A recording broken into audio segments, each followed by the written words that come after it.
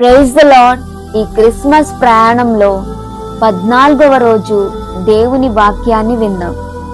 ఆయనకు భయపడు వారి మీద ఆయన కరికరము తరతరములకు ఉండును.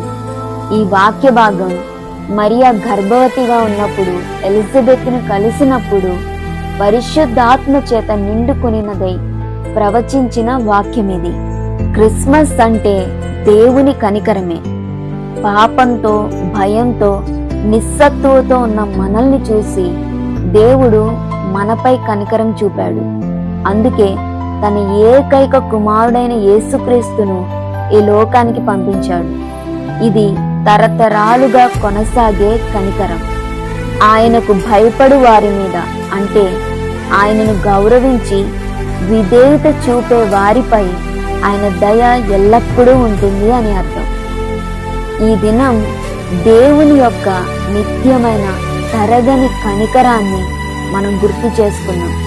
మన పాపాల నుండి విమోచించడానికి బెత్లెహేములో జన్మించిన ఆ శిశువును మన హృదయాలలోకి ఆహ్వానిద్దాం.